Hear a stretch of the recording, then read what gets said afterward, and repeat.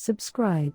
Korea's darkness has no end. Suyeon called me on a Tuesday night. She said she was near the river. She said come out. I almost didn't. The river path was empty. The lights along the bank were on but the water was black. And Suyeon was standing at the edge, looking in. I had known Suyeon since we were 12. We had grown up 3 streets apart. I knew the way she stood, the way she tilted her head when she was thinking, the sound of her laugh before it happened. I knew her the way you only know someone after 15 years of small moments. The woman at the river had her hair, her coat, her shoes, the exact shoes Suyeon had bought the month before and sent me a photo of because she was proud of them. But something was wrong. I knew it before I could name it. She turned when she heard me, and the face was Suyeon's face. Exactly, the same eyes, the same mouth, the small scar near her left eyebrow from falling off a bicycle when she was 9. She smiled. Suyeon's smile. Come in, she said. The water is warm. I looked at the river. The river was not warm. The river was black and moving slowly and it was the middle of October. I said I didn't want to go in. She kept smiling. Come in, she said again, just for a little while. It's not cold at all. I asked her how she got there. She said she walked. I asked from where. She paused, just a moment too long. From home, she said. Suyeon lived 40 minutes away by subway. There was no reason to walk to this river. There was no reason to be here at all. I said I had to go. She stopped smiling, just for a moment. Something moved across her face that was not Suyeon, not any expression I had ever seen on that face. Then the smile came back. You always leave, she said. Even when I need you. Suyeon had never said anything like that to me, not once in 15 years. I left. I called Suyeon when I got home. She picked up on the second ring. She sounded sleepy. I asked if she had been outside tonight. She said no. She had been home since 7. She asked why I was calling so late. I told her I thought I saw her near the river. She was quiet for a moment. Then she said I hate that river. You know I hate that river. I haven't been near it in years. I knew that. I had forgotten that I knew that. I didn't sleep that night. I kept thinking about the shoes. The exact shoes. The photo she sent me. I had seen those shoes on someone who was not Suyeon standing at the edge of a black river asking me to come in. In the morning I went back to the river path. In daylight. I don't know what I was looking for. The grass at the edge was flat, like something heavy had stood there for a long time. I told Suyeon what had happened. Everything. She listened without interrupting. When I finished she was quiet for a long time. Then she told me something she had never told me before.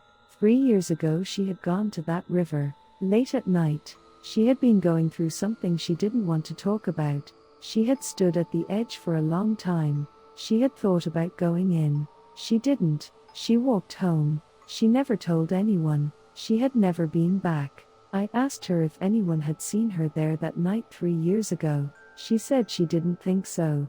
It was very late. The path was empty. I didn't say what I was thinking. I didn't know how to say it. I still don't. Whatever had been at the river last Tuesday, it had her face. It knew her shoes. It knew things about meeting people and being left. And it had asked me to come in. I stopped walking by the river after that. I took different routes home. I deleted the path from my Maps application as if that would help. Suyeon asked me once why I never wanted to meet near the water anymore. I told her I just preferred the city side. She accepted that. 6 months passed. I almost convinced myself it had been a mistake. Bad light, tiredness, a stranger who happened to look like her from a distance. Then she called me again. It was the same voice. Exactly. Come to the river, it said. I miss you. I said Suyeon's name. It said yes. I asked where she was calling from. It said the river. I asked which river. Our river, it said. You know which one. I hung up. I called Suyeon on her other number. She picked up immediately. She was at dinner with her family. She had not called me. She had not been near any river. Her phone had not called me, but something had. I asked Suyeon to promise me something. I asked her to never go to that river alone.